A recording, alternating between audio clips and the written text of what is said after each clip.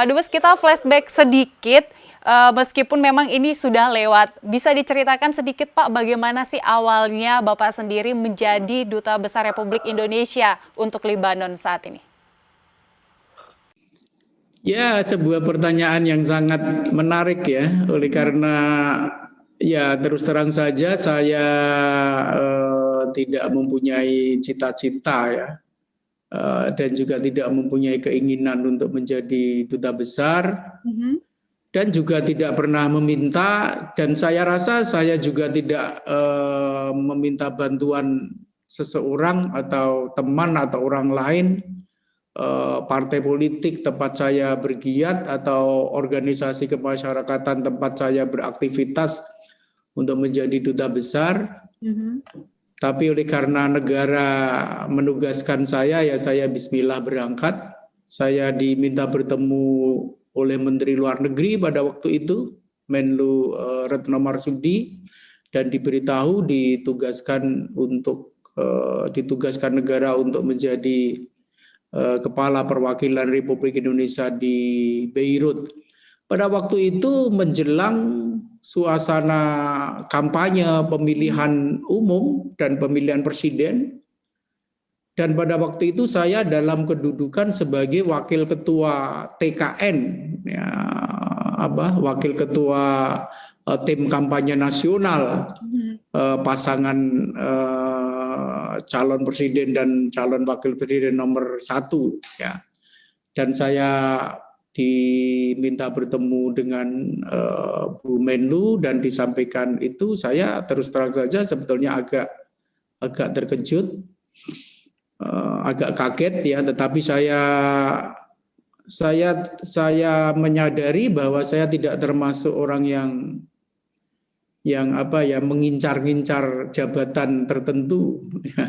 Ya, saya aktif di partai politik, ya aktif begitu saja, di TKN ya aktif begitu saja, menghadiri rapat-rapat rutin setiap minggu, melakukan kegiatan-kegiatan pra-kampanye yang diperlukan, dan saya merasa melakukan kegiatan dengan baik, penuh semangat. Dan menjelang memasuki masa kampanye, saya harus sudah berangkat ke Beirut, ya saya berangkat begitu saja. Dan saya menikmati, ya setelah berada di Beirut, saya menikmati suasana yang baru dari seorang politisi yang banyak bergelut di parlemen, menjadi kepala perwakilan di sebuah negara di Timur Tengah yang juga menjadi salah satu epicentrum politik, konflik politik yang juga memiliki dimensi internasional, karena bahkan banyak yang menyebut Libanon itu merupakan sebuah wilayah proksi, yaitu wilayah tempat terjadi perang proksi atau konflik proksi yang mewakili kekuatan-kekuatan besar dunia, dan itu sangat menarik. Di Libanon saya banyak bertemu dengan para pengamat, para ilmuwan, di samping para pelaku dan penentu kebijakan-kebijakan pemerintah, termasuk kekuatan-kekuatan non-negara yang tadi sudah saya ceritakan sangat kuat itu. Dan mereka menyebut bahwa Anda yang mulia Tuan Besar beruntung bisa bertugas di Libanon, karena Libanon ini adalah universitas politik dunia. Maksudnya adalah tempat orang bisa belajar sebuah kehidupan politik yang memiliki dimensi mundial yang sangat besar ya.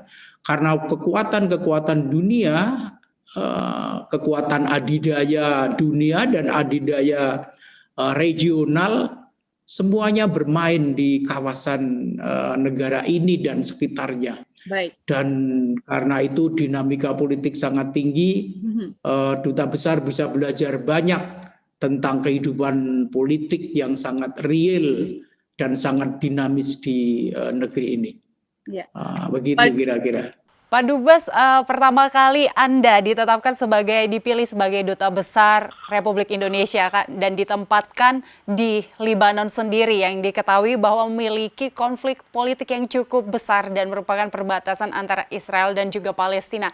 Ini apakah ada sempat ada kekhawatiran yang Anda pikirkan pada saat menerima jabatan dan tempat tersebut? Ya, sebetulnya tidak ya, dari perspektif pribadi saya. Kebetulan saya juga seorang peminat peminat kehidupan politik dunia Arab dengan segala aspeknya, dari kehidupan sastra, kebudayaan. Saya pembaca buku-buku sastra Arab. Dari sudut saya pribadi tidak ada kekhawatiran, tetapi dari sudut teman-teman saya, kolega-kolega saya dan saudara-saudara saya itu banyak yang sangat mengkhawatirkan. Dan mengapa kamu menjadi duta besar di Libanon?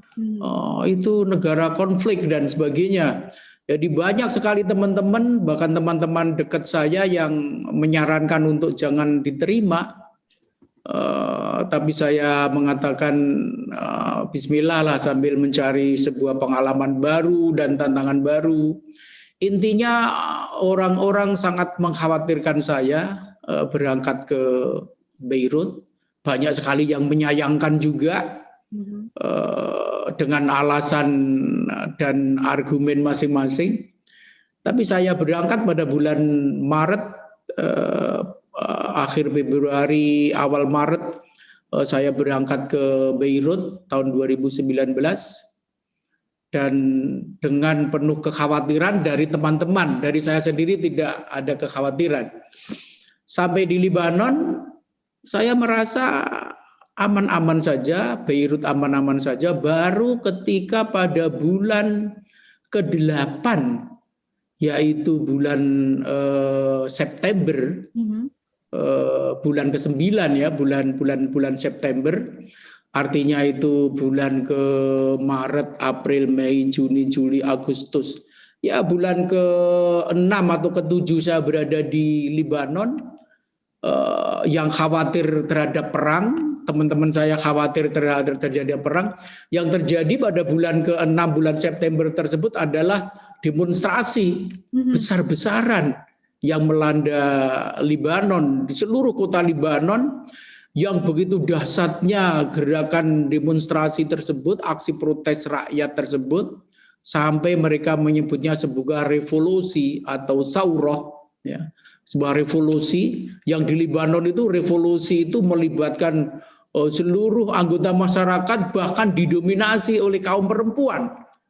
Jadi teman-teman Gizmi Sitanjak inilah yang berdemo di aksi-aksi protes di Libanon, dengan aksesori dan dandanan yang sangat menarik sekali.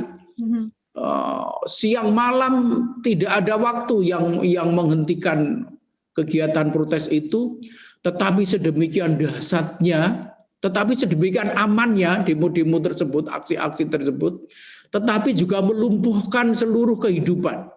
Jadi kantor-kantor pemerintah, sekolah, perusahaan-perusahaan, pusat-pusat perbelanjaan itu tutup semua, tidak ada yang buka. Walhasil teman-teman saya mengkhawatirkan saya hidup di tengah-tengah peperangan, tapi yang saya temui adalah hidup di tengah-tengah demonstrasi dan aksi protes masyarakat yang disiarkan langsung oleh semua media. Media di sini tuh memiliki tingkat kebebasan yang jauh lebih tinggi dari negara-negara Arab yang lain. Jadi media elektronik ada puluhan, mungkin ada sekitar 80-an studio stasiun televisi, itu semuanya menyiarkan secara live demonstrasi itu siang, pagi, siang, sore, malam, bahkan sampai dini hari.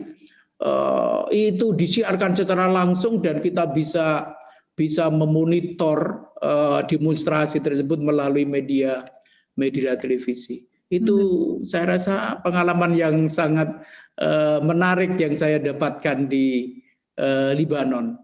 Khawatir, takut perang, tapi yang terjadi adalah demonstrasi yang sangat demokratis dan sangat egaliter dan sangat tertib, tetapi berskala masif, gitu.